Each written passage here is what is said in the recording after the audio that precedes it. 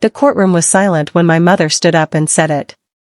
"Your Honor, my daughter is mentally unstable."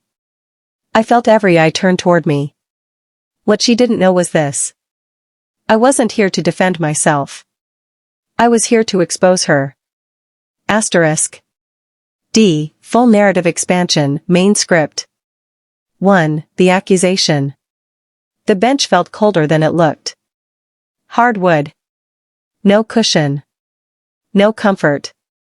I sat there with my hands folded so tightly my nails dug into my palms, listening to the woman who raised me explain, calmly, convincingly, why I shouldn't be trusted with my own inheritance.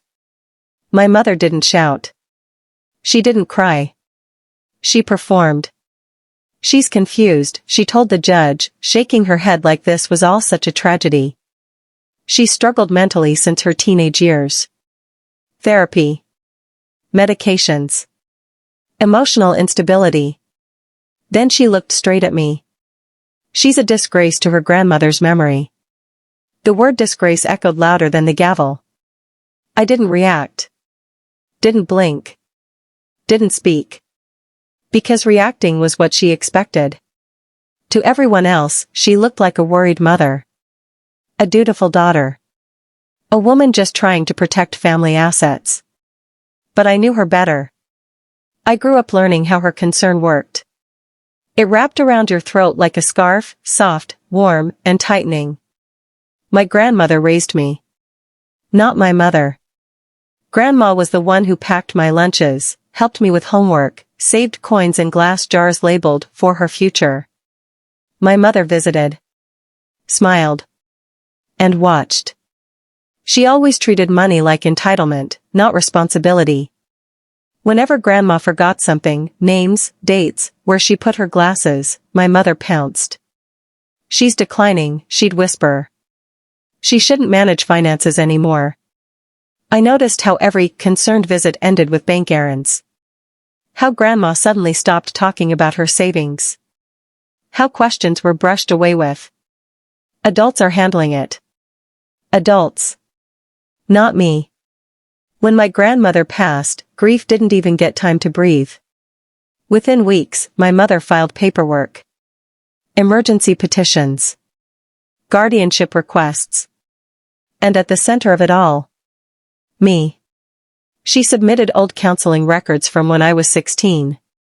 Pages taken out of context. Language twisted until sadness became instability. She claimed I was unfit. Confused. Easily manipulated. And worst of all, that I couldn't be trusted with money. I let her talk. I let her lie. I let her underestimate me the same way she always had. Because while she was busy acting, I was collecting. Bank statements. Handwritten journals. Dates that didn't line up. Forged notarizations. Withdrawals made during short visits. Every receipt was a breadcrumb. Every inconsistency a crack. Pain sharpened my focus. One night, sitting alone with my grandmother's old notebook in my lap, I realized something. This wasn't about inheritance. It was about control. She needed me weak. Unreliable. Unbelievable. And that was the moment I stopped wanting her approval. Justice doesn't come to those who beg. It comes to those who document. Back in court, my mother finished her speech with a sigh. "I only want what's best for my family." The judge leaned forward. And for the first time, someone asked me a question. "Do you have anything you'd like to present?" I stood. My knees shook. My voice didn't. I laid everything out. Chronologically. Calmly. Ruthlessly. I showed how Grandma's confusion only appeared on days money disappeared. How signatures changed style overnight. How notarizations came from an office closed on the date listed. I didn't accuse. I proved. The courtroom air changed. My mother interrupted. Objected. Raised her voice. That was her mistake. The judge stopped her. And asked one simple question. "Can you explain these withdrawals?" She couldn't.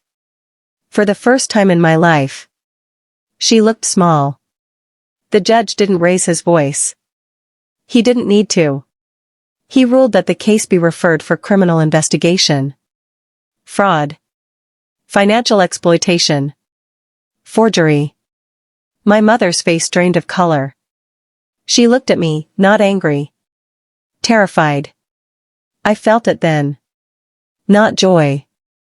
Not revenge. Release. Justice didn't give me my childhood back. But it gave me something better. My voice. Blood doesn't excuse betrayal. And silence doesn't protect you, evidence does. If this story gave you chills, hit that like button. Share it with someone who needs to hear that justice can be quiet and final.